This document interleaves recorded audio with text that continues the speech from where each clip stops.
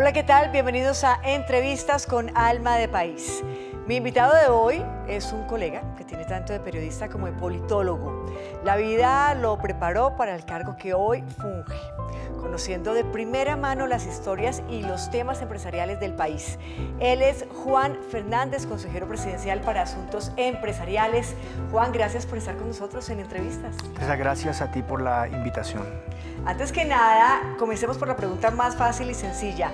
¿Qué hace un consejero presidencial para asuntos empresariales? Precisamente tratar de dar buenos consejos al presidente, como todos los consejeros o asesores, y también hacerle saber al presidente los mensajes que son importantes para él y para su gobierno. ¿Viene siendo como un puente entre empresarios y presidencia? Claro, claro que sí. Al final lo que se hace aquí es, primero que todo, generar confianza. Es lo más importante que debe ocurrir con los empresarios y esa relación no solamente con el gobierno, también por supuesto con la presidencia, con el presidente de la República. Es lo más importante, es generar confianza, y para generar confianza pues tiene que haber unos puentes sólidos, abiertos, y una comunicación constante. Bueno, usted ha sido periodista los últimos 20 años, especializado en temas empresariales, negocios. Su visión del país pues es muy objetiva, pero también es muy franca, porque usted camina por la línea del periodismo. ¿Cómo está realmente el ambiente entre los empresarios de cara precisamente al gobierno del presidente Petro? Lo primero que hay que generar desde el gobierno, por supuesto, es certidumbre. Es lo que a los empresarios podría preocuparlos más. En esas conversaciones, en esos diálogos que tenemos constantemente con los empresarios, no solamente con empresarios locales, también con empresarios extranjeros. En esta oficina también tratamos temas de inversión extranjera, contacto con multinacionales, con empresarios locales, con grupos familiares. Lo que hemos visto nosotros es una disposición a trabajar juntos como debe ser, a tener una carta blanca y abierta para sumarse a muchos de los programas que hoy desarrolla el gobierno, y hasta el momento yo los veo alineados en ese fin común que es apoyar todas estas políticas del presidente Petro. Sí, pero ser empresario en Colombia no es fácil, no es sencillo. ¿Cuáles son esas preocupaciones, dudas que de pronto les llegan a su oficina o que quizá de primera mano le llegan al celular? Muchas de ellas tienen que ver con las reformas que están cursando. Para eso se necesita esa comunicación. A inicios del gobierno, muchos de los empresarios de los gremios se sentían preocupados porque de alguna manera aquí la mesa cambió. En el buen sentido, la mesa aquí se rebarajó, y para muchos de ellos pues era simplemente quedar en el aire, porque decían, bueno, ahora nosotros, ¿con quién hablamos? ¿Hacia quién nos dirigimos en Palacio, en el mismo gobierno? Por supuesto hay unos ministros que se encargan cada uno de sus carteras, sí. Pero aquí lo importante es que pues desde presidencia ellos querían ver de alguna manera que había una entrada, que los oían, por supuesto, y aunque desde nuestra, digamos, oficina no decretamos, no firmamos, lo que sí hacemos es tratar de facilitar los procesos y las dudas en las que los empresarios están. Pero volviendo, digamos, a la pregunta tuya, por supuesto, el tema de las reformas les hace algunos cuestionamientos. El tema es simplemente tenerlos informados, y también con eso que decía al principio, aquí lo que se trata también es de generar certidumbre para ellos, y eso pues nos llevará a unas inversiones robustas, a tener esa comunicación constante y tener esos puentes cada vez más sólidos. Mire, precisamente hablando de reformas, hace un par de días Anato decía y aclaraba o declaraba sobre la preocupación que podría tener sobre la reforma laboral, específicamente de cara a que este tipo de reformas laborales, en donde las horas extras pasan estamos en las 9 de la noche, pasan a las 6 de la tarde, podría generar algo de informalidad o colaborar con la informalidad precisamente en el sector turismo. ¿Qué decirle a Anato y a todos esos empresarios que están allá afuera hablando precisamente de la reforma laboral? Yo diría que no, bajo la premisa o la afirmación de Anato, para ser específicos. Lo que hay que entender también es que este es un gobierno distinto. Es el primer gobierno en décadas o en la historia quizá de este país que tiene unos lineamientos totalmente diferentes, y en los que la gente realmente es importante para el presidente. Y eso pasa sin duda por esa base, por esa masa trabajadora y lo que se está haciendo con esa reforma al final, que la ministra por supuesto está liderando de manera correcta, es fortalecerlos, ¿verdad? Es ver que aquí puede ver un país mucho más equitativo. Por supuesto, aquí no se hace absolutamente nada que vaya en contra de los empresarios. Hasta el día de hoy, por lo menos, ha habido concertación. Lo pudimos ver el año pasado a finales en toda esta discusión sobre el salario mínimo, por ejemplo, un tema que lideró la ministra junto con los empresarios y se llegó a un consenso y salió muy bien. Entonces se espera que con la reforma pase exactamente lo mismo. Evidentemente pues tendrá que pasar los filtros, canales, debates que tenga que hacerse en el Congreso, pero la respuesta es que desde el gobierno y el presidente pues así lo ha decidido como debe ser, pues está pensando en cómo tener un mejor país también para esta base trabajadora. Precisamente, el presidente Petro es economista. Usted trabajó con él desde campaña. ¿Cuál es la línea de visión de país que le ha dado él en términos de desarrollo, de crecimiento, de proyección internacional? Yo creo que lo más importante, y quizás también eso me ayuda a estar aquí, me seduce estar aquí, es simplemente, primero, pues coincido con la buena parte de las políticas y los pensamientos del presidente Petro. Y creo que lo más importante sobre ese lineamiento que tú me dices, aquí lo que hay es que evitar y afrontar la forma en la que nosotros vivimos en un país tremendamente desigual.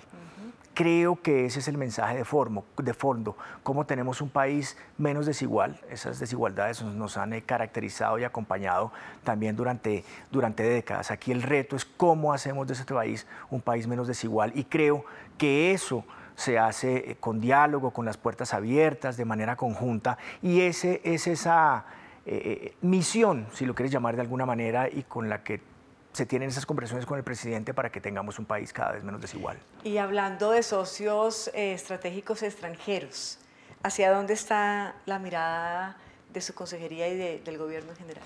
Pues el presidente tiene varios temas en su cabeza, que es lo que ha venido desarrollando.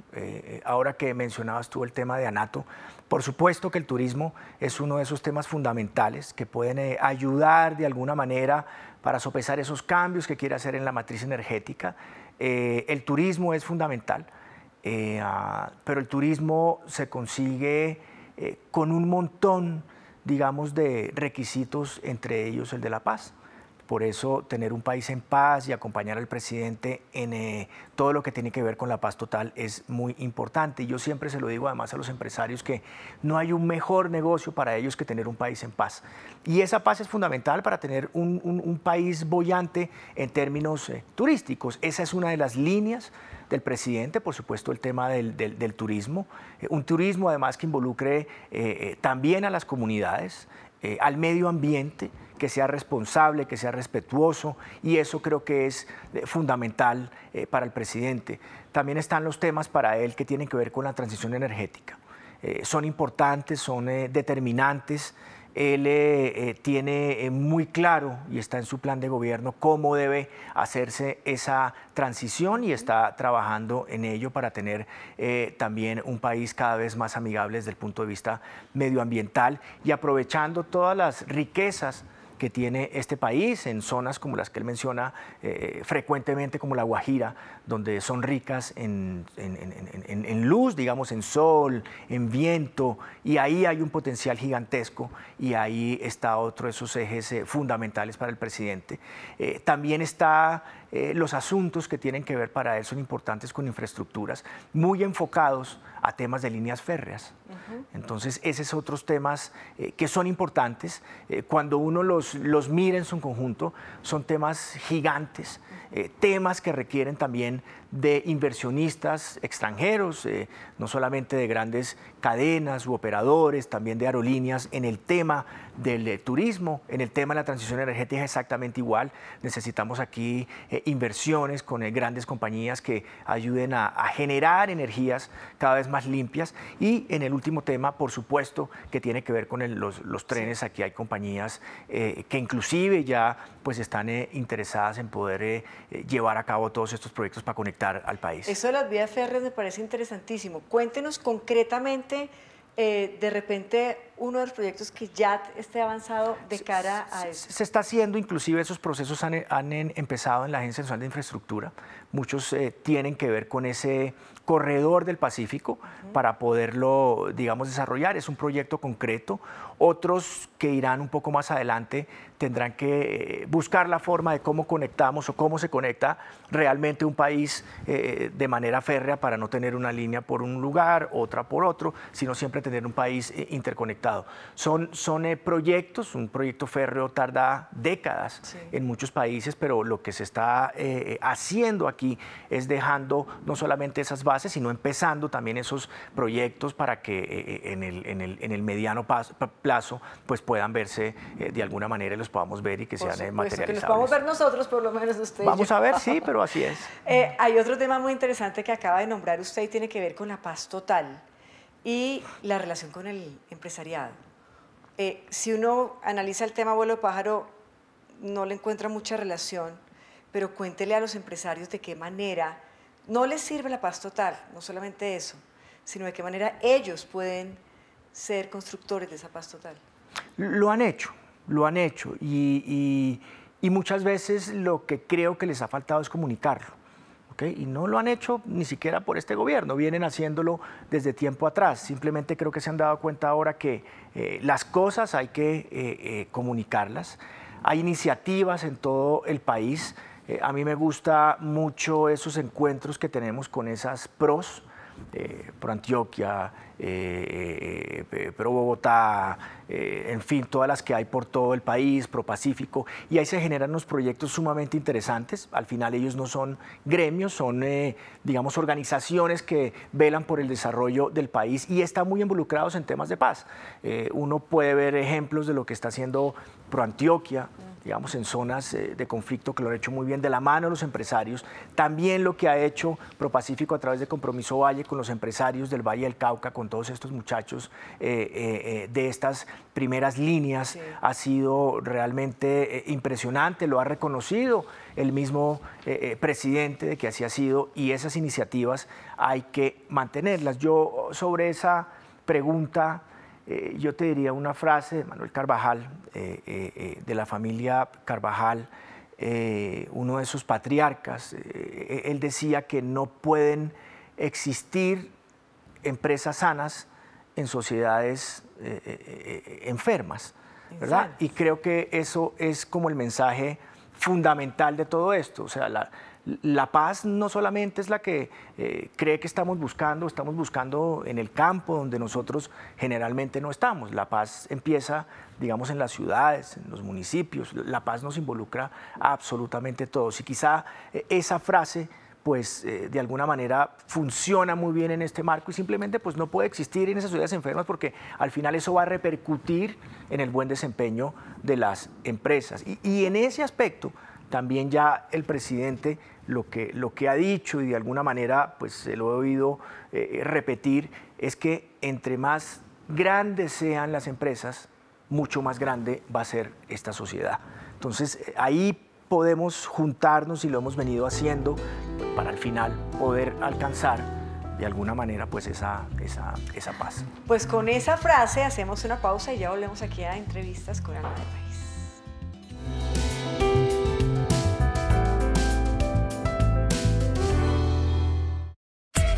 Las noticias como son, la información de primera mano, las voces de sus protagonistas.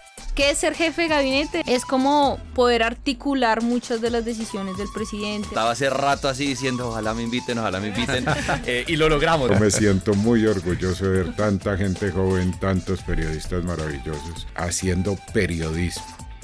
Conectamos las regiones en la búsqueda de la paz total y nuestros valores. Colombia y Radio desde San Andrés. Tú eres arte y parte de este parche. Que todos los días se expresa desde las 6 de la mañana, llevando la voz de la Presidencia de la República, del Gobierno Nacional. Colombia Hoy Radio. Síguenos de lunes a viernes de 6 a 9 de la mañana.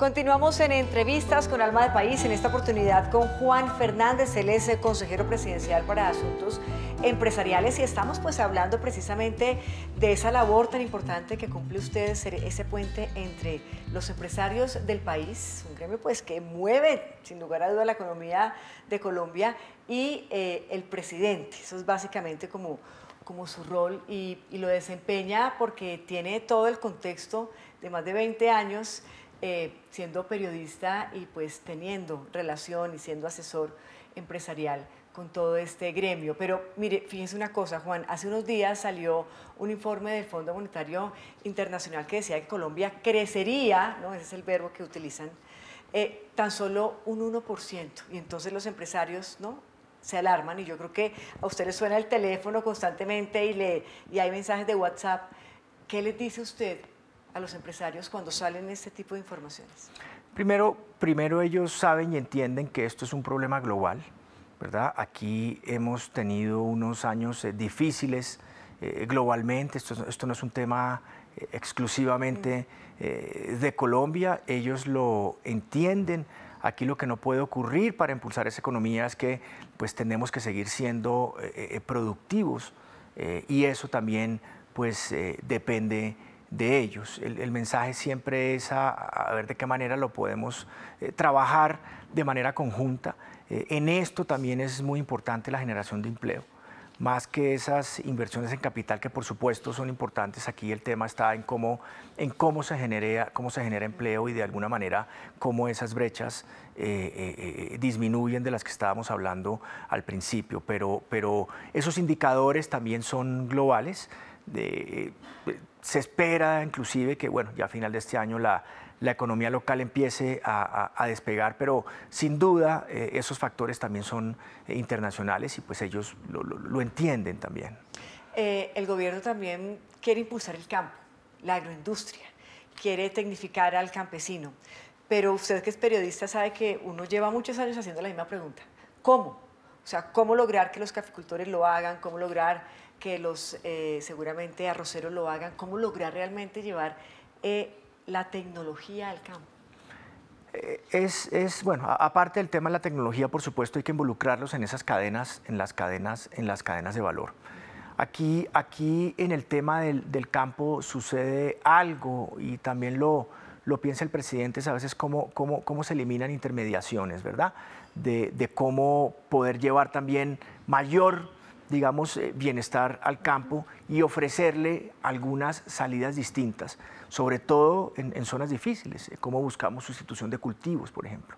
Y en eso trabajamos de la manera conjunta con las compañías. Estamos desarrollando unos temas importantes con cultivadores de papa, de plátano, con PepsiCo, por ejemplo, a través de Frito-Lay.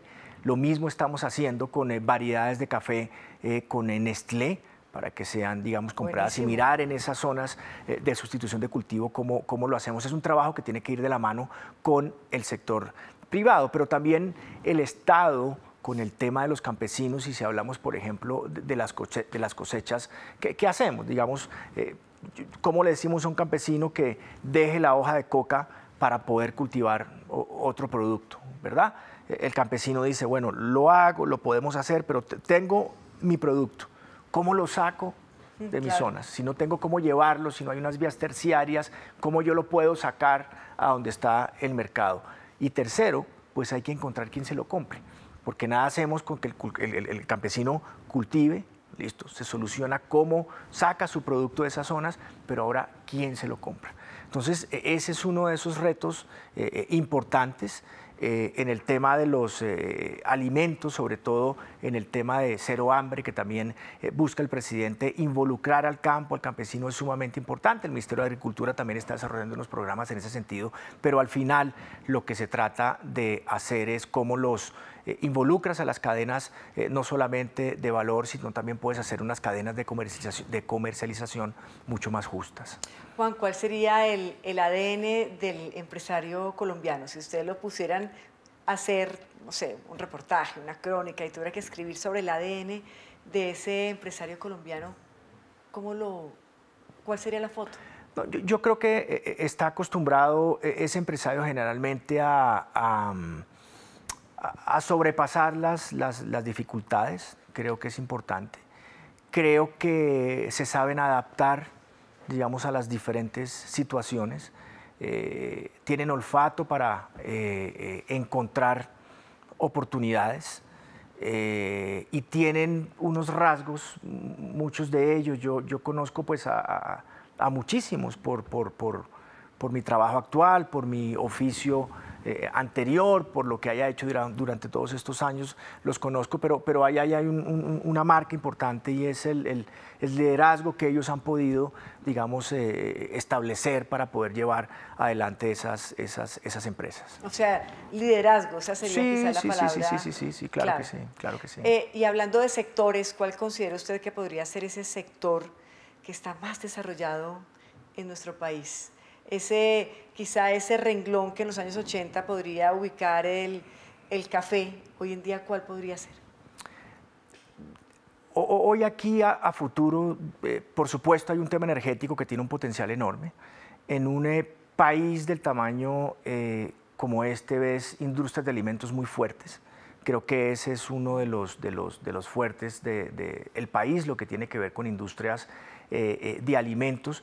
Pero también se olvida, creo yo, que aquí hay una comunidad fuerte e importante de emprendedores, ¿verdad? De emprendedores jóvenes que hay que prestarles atención. Impulsa, que es esa entidad que se encarga de todos estos temas, pues está también trabajando en esa línea, pero tú los ves, son emprendimientos al final que son receptores de capital. La industria del capital de riesgo en América Latina durante muchísimos años, parte de ella venía a Colombia de manera fuerte. Se han generado aquí emprendimientos gigantescos en el campo, en la educación, en la finca raíz, en el comercio electrónico como tal. Entonces yo creo que ahí hay una base sumamente importante de empresarios visionarios, además de eso, jóvenes, desprendidos, ¿verdad? Y hay una industria, creo que aquí, que tiene un potencial gigantesco. Y una industria que necesita más ayudita, más cariñito, ¿cuál podría ser? No, siempre las necesitarán, ¿verdad? Siempre las necesitarán. Está, por supuesto, no sé, el turismo puede ser quizá una de ellas también, que pues es sin duda un jalonador de los temas económicos, pero yo creo que en general muchas de esas industrias necesitan ayuda y hace parte de los programas que el gobierno pueda generar de manera conjunta para que se sientan cada vez más fortalecidos. Y en este nuevo país que estamos construyendo todos, ¿cuál es el papel de la mujer empresaria desde su punto de vista? Yo creo que es determinante. Estamos en un país machista, ¿verdad? Este es un país tremendamente machista en todos los aspectos, en la política, en la empresa, digamos, en la sociedad como tal está marcado como machista. Lo ves en las juntas directivas de las empresas, ¿verdad? Aquí hay iniciativas importantes para ayudar, sobre todo en el tema de las juntas directivas. Está el Club del 30, por ejemplo, donde se busca que por lo menos el 30%, que es una iniciativa global de las mujeres, hagan parte de las juntas directivas. No ocurre. Hace falta también ver cada vez más mujeres empresarias.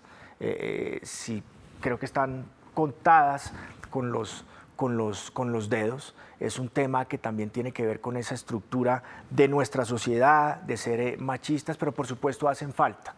Y cada vez más las ves en posiciones de liderazgo, en compañías, gerenciando compañías, que es diferente ser un ejecutivo dentro de una compañía, gerenciar una compañía, sí, a crear una compañía. Pero se ven en estos emprendimientos, sobre todo mucho más jóvenes, que hay mujeres que están dispuestas de alguna manera, por supuesto, a hacer una serie de sacrificios que la misma sociedad les ha impuesto, sí, pero creo que sí hace falta verlas. Y que nos ayude usted de su consejería a que cada vez las brechas salariales sean mucho menores. Eso es una tarea que se la pongo yo humildemente en nombre de todas las mujeres de este país. Hacemos una pausa y ya regresamos a entrevistas.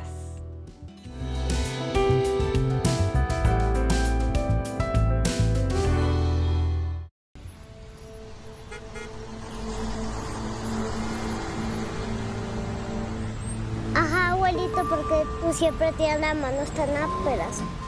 Siempre que veas unas manos así, vas a saber que es alguien que ha trabajado toda su vida con ellas. Y un día, cuando veas tus manos así, te vas a sentir tan orgullosa como yo. Las tierras vuelven a quienes las han trabajado con sus manos. Por eso el gobierno del cambio las está entregando y formalizando, avanzando en la reforma agraria. Así cultivamos a Colombia como la potencia mundial de la vida.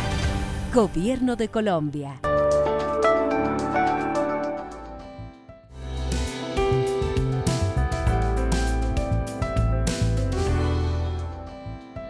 Continuamos en entrevistas, en esta oportunidad con Juan Fernández, hablando de todo lo que tiene que ver con el empresariado colombiano y esa relación que él pues establece entre gobierno y gremios.